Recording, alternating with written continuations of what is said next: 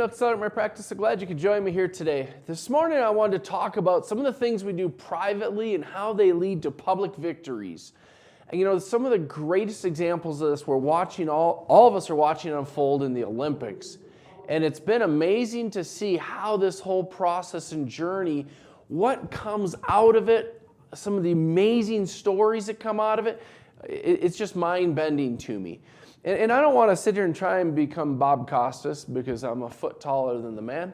But, I just couldn't resist one of the stories. So I want to play a quick video and then we'll come back and we'll discuss it and we'll see where the conversation goes from here.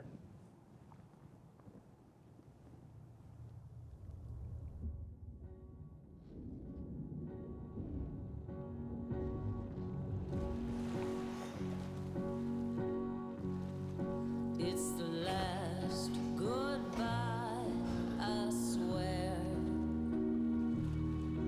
I have no regrets, for the past is behind me. Tomorrow reminds me just where.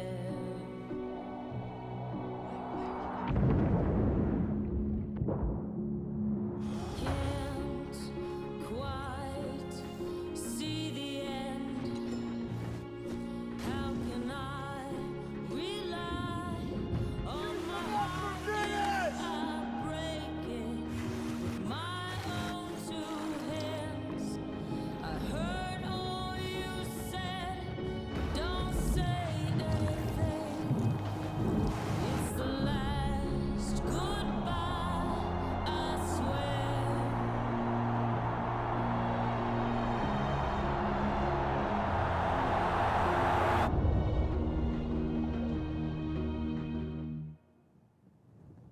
To me, it's such a powerful, powerful message. And what's interesting to me about the whole story of the Olympics, and specifically about Michael Phelps, or for that matter, Ryan Lochte, is you see Ryan Lochte, a guy who's got 12 or 13 gold medals at this point. I'm not sure what the number is.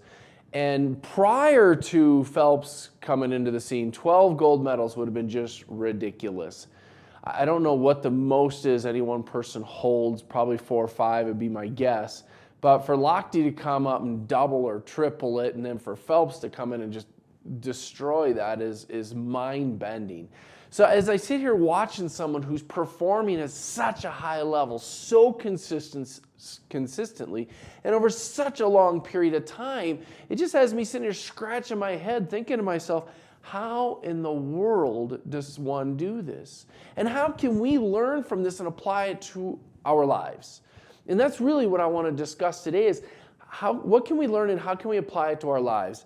Now, there's some differences here, obviously. One is that, obviously these guys come in and they've got to perform at just an amazing level for, if you have 1 or 2 events, maybe 90 seconds, 2 minutes, whatever it might be.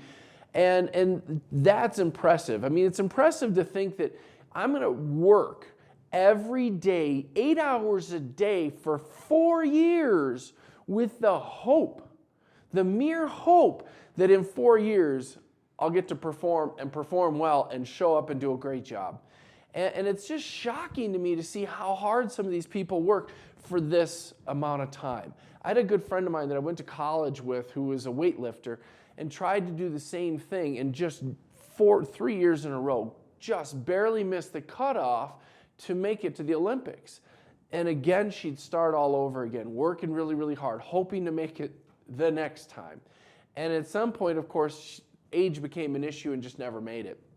And I think to myself about all of our own journeys every single day. Obviously we're not working towards the limelight of the Olympics or towards, being on TV necessarily, but we're just working towards how can we show up and do a great job. I think of any doctor who's gone to dental school and how they spent 4 years. Well, 4 years in undergrad, 4 years in dental school, working in the dark, if you will, working nonstop in order to get the education so they can get the degree so they can go start a practice. Or a dental hygienist going to school, working really, really hard, and then going in to start doing hygiene. And it doesn't matter what your position is in the practice, it's the same story in my mind. How often do we work hard? Do we get up at the crack of dawn to prep, whether it's prepping for a TV show like this, putting thought into what content I want to do? How often do we work really, really hard for 15, 20 minutes of fame, if you will, as it be? And it's incredible to think about that process to me and how hard some of these people work. And then the most incredible thing to me is to see how consistent some people perform, especially with the amount of pressure and anxiety that these athletes are facing. I mean, millions and millions of people watching, again, a short amount of time. I watched a guy in the 100-yard dash yesterday, and you're sitting there and he false starts. And in that instant, his dream is shot. It's over, it's done, it's gone, all because of a false start. And, thankfully for us in life, we don't have that. I mean, we have a false start of a bad crown prep or, I didn't answer that phone call really well. And it's not like our dream is shot, done, over. We get to answer another call 2 minutes later. We get to prep another patient 2 minutes later. So, we've got the benefit of do-overs, and some of these people don't. They'll work for 4 years just to have it destroyed by a false start because I'm jittery because Usain Bolt's right next to me, and the dude is like a monster. He's a foot taller than me. How in the world can I possibly compete with him? It's just, the whole thing is just humbling to me to sit there and think about. And then, as it relates to Phelps, and I was watching Phelps and I heard an interview of Usain Bolt and how jovial he tries to be. He knocked some cameraman over and, being a spaz after he won and then went back and apologized to the guy. And I heard a quote this weekend that really, really hit home with me. And it said, if serving's beneath you, leadership is beyond you. And I sat there listening to that going, first off, ow, and thinking to myself, am I willing to serve? Am I willing to serve others, or do I have such an elitist attitude of, hey, someone else get here and take care of this, someone else do this? And I don't think I do. I hope I don't anyway. And it reminded me of this conversation of this doctor I met a number of years ago. And I'm in this office. I was actually there working myself as the coach in this particular office because this was quite some time ago. And some patient made a mess in the bathroom. And the team was complaining about it. And doctor, what do you want us to do? And the doctor's like, clean it up. And the team, this one front desk person, Kristen was her name, was like, I ain't cleaning that up. I don't get paid to clean up poo. And so she's kind of throwing a temper tantrum, and the doc kind of throws a bigger temper tantrum, and ultimately Kristen goes and does it. And the doc pulled me aside later, and she's like, what would you have done there? I said, well, personally, myself, I would have gone, the minute she said no, I would have gone in, I would have cleaned it up, and then I would have walked out and said, next time, please don't say no. And maybe it would have been more firm than that, maybe it would have been nicer, maybe it would have been jovial, I'm not entirely sure. But if serving is beneath you, leadership is beyond you. And it really just summarized that particular experience so well to me, because the doctor in that case was like, there ain't no way I'm touching this. I'm not getting in there. I'm not getting that dirty. Somebody else do it. And, while I understand, I guess, in some ways, no, I just don't. I'm sorry, I don't. Growing up on a pig farm, I grew up, you go get dirty with your neighbors, you help them out, you fix it, you just jump right in. And so I hope I'm living this statement here. And I hope as a result what it does is it generates consistent performance out of my organization, out of me, out of my entire team for you. And I think there's lessons in here. There's just so much in that video that spoke to me of Phelps, sitting there swimming lap after lap after lap after lap. That's a lot of quiet time. I'd like to have music in my ears. Maybe he does, but I don't know. And, the extreme that you have to go to, doing cryotherapy, sleeping in a hyperbaric chamber, the cupping stuff where you're giving yourself massive, massive hickeys all over your body. Although I did see a funny thing on Facebook. Someone was like, hey, do you know why he has all those things all over his body? He slept on his medals last night. It cracked me up. Anyway, I just keep thinking about that, and it has me going back to my roots. This past week I was in Ohio lecturing, and Barb and I were traveling, and I just happened to be close enough to the first house my wife and I built. So Barb and I drove by it. I wanted to take a picture of it so Christine could see it. And specifically for some crazy reason, there's this beautiful elm tree that we had planted in the back almost 20 years ago, and I wanted to see how big this thing was, and apparently it died. But I wanted to go back and see it. And it really comes back to where are your roots? Where are your roots in everything you do? Because for Michael Phelps to go work that hard, or any of these Olympic athletes, somewhere there's something in their roots when they were raised 4, 5, 6 years old, whatever age, where they were taught some amazing, amazing work ethic. And we've all heard all the statements that people are making about the millennials, whether true or not, I have no idea. But that some of the millennials don't have the work ethic that, like the generation of World War II had. I mean, the hardest working generation ever to exist. And maybe that's true, maybe it's not. I'm sure there's exceptions to both rules for sure. But, I go back to my roots and I keep thinking about where I came from, what made me what I am. And what made me what I am is what gives me the perseverance to get up every single day and to just keep going after it, to keep showing up. And what was challenging for me when I lectured this past week in Ohio was I was going back to my roots. I was going back to the office, the Patterson office in this case, where I started right out of college.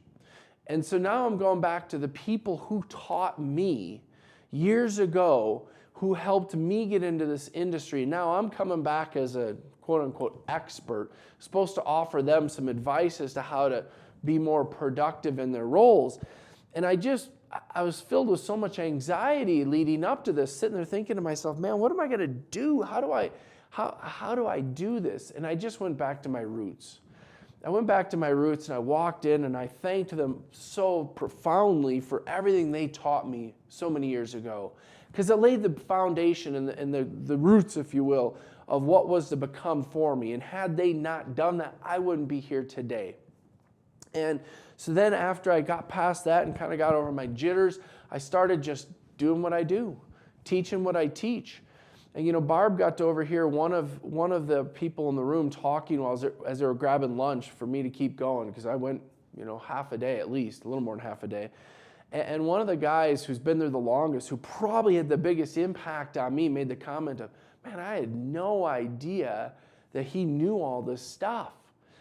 And I got to reflect on that as I was flying home, thinking to myself, wow, that's a great compliment. I mean, it's a hidden secret, not a good thing from a marketing perspective, but a great compliment that, I was able to surprise them with some content they didn't see coming.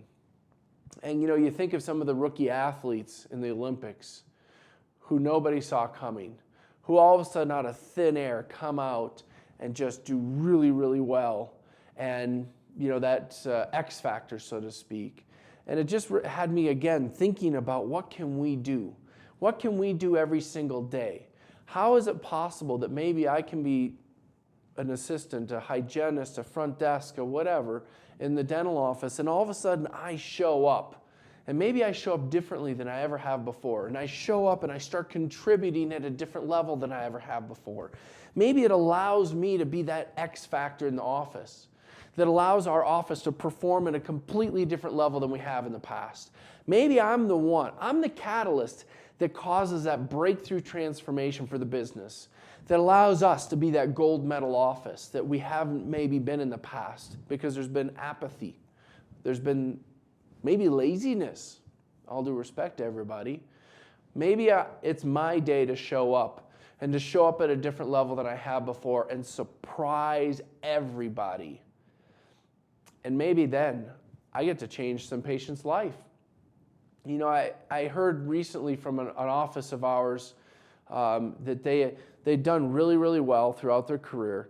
And then they hired us, and at the end of the year with us, they were really starting to click. But just, it hadn't come together in the first half of the year like we always would like it to. There was some transition that had to take place. And so they decided to hire us again. And all of a sudden, in the first month and a half, all of a sudden the things just start clicking for them. And all of a sudden they go, their beginning, if you will, was probably somewhere in the $5,000 a day range. And all of a sudden they have this $10,000 day. And what was impressive about this $10,000 day is at the morning of that day, they were like 4,000 on the schedule. And they finished at $10,000 produced, collected, maybe not collected because of insurance, but produced in that day. And then not even 7 or 10 days later, they come back, have another day like this, and they go from, 3, 4, $5,000 maybe to an $11,000 or almost $11,000 day.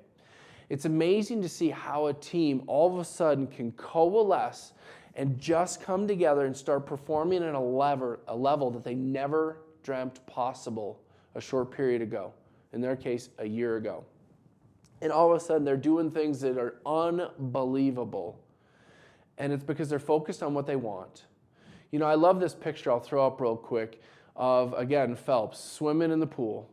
And he's sitting there swimming, and you can see his big rival guy over his shoulder. We can throw it up full screen so you can see it a little better. You can see his rival guy looking at him. And what's Phelps looking at? Phelps is looking at the finish line. He's focused on exactly what he's after. And the other guy's focused on what he's against, which is Phelps. And sadly, we know the outcome here. Phelps finishes before the guy, does really well. So I think the key in life, the takeaway I'm continuing to get and always need to be reminded of myself, is I need to focus on the things that I want, the things that are the most important to me, whatever those are. And they're going to vary from every person. Some they'll be economic, some they'll be health and fitness, some they'll be relationship, some they'll be the practice, they'll be the team, whatever it might be for you. It doesn't matter. But whatever's the most important thing for you, to focus on that and to get so fired up and passionate about it that you're willing to work in the dark, as some of these athletes have for 4 years. So all of a sudden in 90 seconds or 2 minutes, you can have your moment of fame. And I realize for us, it won't be quite the same thing. It won't be on the national stage. It won't be on TV. And it might not even be 90 seconds. It could be one phone call.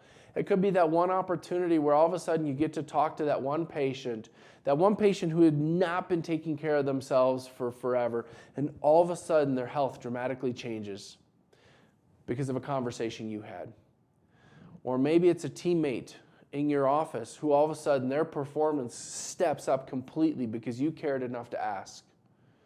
You know, I've been struggling with this dilemma lately because I've been seeing this couple that I sort of know in church, and I see them sitting in front, and they are sitting like you could have a whole person between them.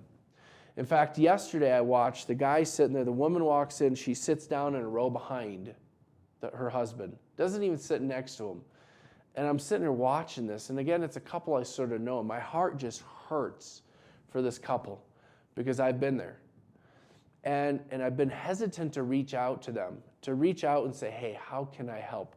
Can I just be a shoulder for you to cry on? Can I be someone that can just hear what's going on? And I've been hesitant to. I've been afraid to because I didn't think it was my business. And you know what I'm learning here as I sit here talking? Today is the day. I need to take action and call the guy. I'll let my wife deal with the woman and see if I can help. Because maybe I transform a relationship, maybe I save a marriage. They've got 2 kids, 2 beautiful little girls that I'm sure would like to stay in a solid home. And I don't know what their future is. But how often do we all sit on the fence watching the Olympics, just cheering, not getting up, not doing anything? Action is the key. So if you've been sitting on the fence in your office, in your life, in the life of a friend, a coworker, maybe a spouse, whoever it is, maybe today is the day to get off the fence and to start taking action to help whoever it is, to be very, very aligned with what's the most important to you and to help those people around you. Because if serving is beneath you, leadership is beyond you. And I love that quote that was at the end of that movie. What you do in the dark is what allows you to shine in the light. I hope you've enjoyed the show today. I can't wait to see you next week. Until then, have a wonderful week. Enjoy the rest of the Olympics, and we'll talk to you later. Have a wonderful day.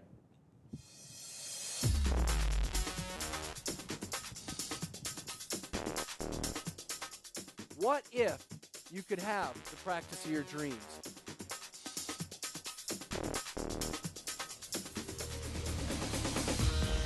What's holding you back?